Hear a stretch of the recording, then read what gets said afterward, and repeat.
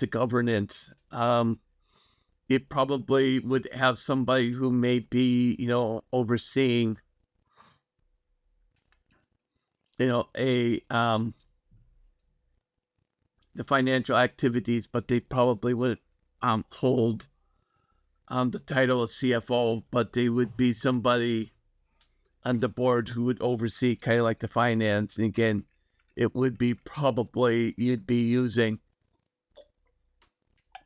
depending on the size, an accounting firm to help you along and help the one on the board, that's overseeing the finances and stuff. To help them along and to support them. So it would be, like I said, very much dependent on the governance structure, depends on how, what the articles of incorporation say. It is, really much, dependent on how the organization is structured, and how, and there's no one way to do it. There's no one right way or wrong way.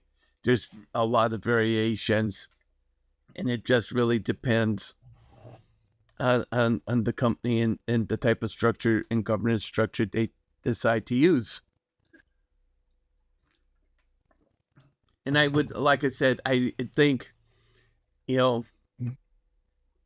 talking about it, I would say to you,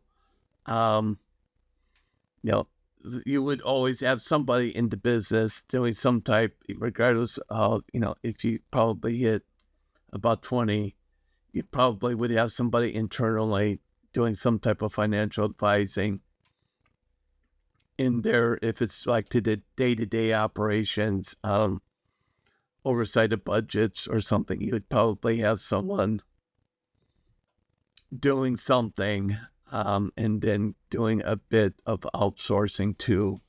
But under 20, I think you probably would almost entirely outsource to an accounting firm to kind of help you along. Hey, well, thank you, Seb, for the roses. Oh, thank you so much. That's appreciated. Made my day. Thank you.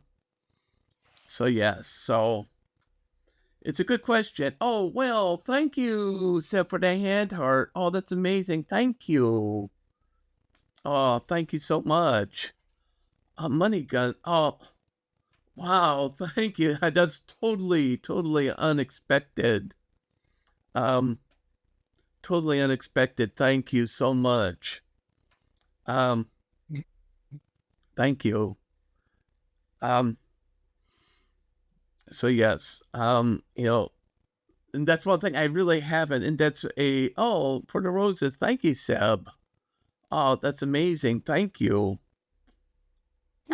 Oh, thanks. So what, thanks. That is so amazing. Thank you. Yes, well, that's appreciated. Thank you so much. Yes. So when we're talking business, and I think Cax here really brings up a really important question that I haven't talked a lot about. With business startup, I've kind of just really kind of focused, on just kind of the mechanics. It's and I haven't talked a lot about structure and governance, and that's one of the things with small businesses people need to think about, and really think about what is governance, because what governance is really kind of the structure of the whole business. It is, if you're going to go the route, not go down single proprietorship or partnership, well, to a certain degree, it applies to partnerships, but not so much to sole traders, but partnerships to a certain degree, and limited companies, and companies to a greater much greater degree.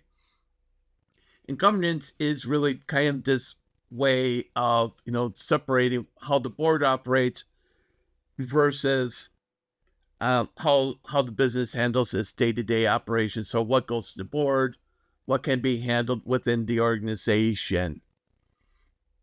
And so governance is really about setting up the policies, the procedures, the overall management structure. How are things managed? How are things structured? How do you, make the determination? What departments do you have? How do you, manage the funds?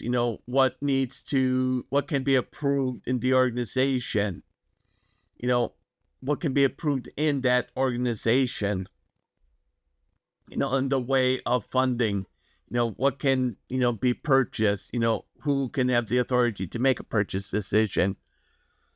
It's all comes down to this, and this is kind of when we're talking governance, it's this kind of whole hierarchical kind of structure of way things get managed. And so again, as you begin to grow, business begins to grow, you're going to have a need for more specialized type of knowledge. Because at some point, as a sole proprietor, you're not going to be able to do it all. You won't be able to be HR. You won't be able to be finance. You won't be able to be, marketing. And so you're going to need, to bring in specialized people, communication and all this. You're going to need at points to bring in specialized people to do this. And then kind of maybe start to develop departments and people under them as a part of the growth. And this, again, comes down to your whole business plan and talking about, how do you structure your business? Where do you see your business? How quickly do you see yourself as a business growing? And really start to talk about it as...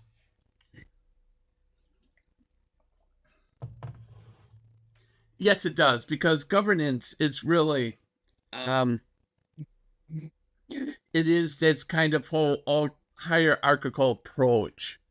Even if you're single proprietorship, it's beginning to kind of start to define, what is it? At what point do you go to a solicitor to have a contract reviewed? Or you can just, review and sign it. At what point to what extent do you do your own kind of recording of sales and purchases, and how much do you rely on, outsource?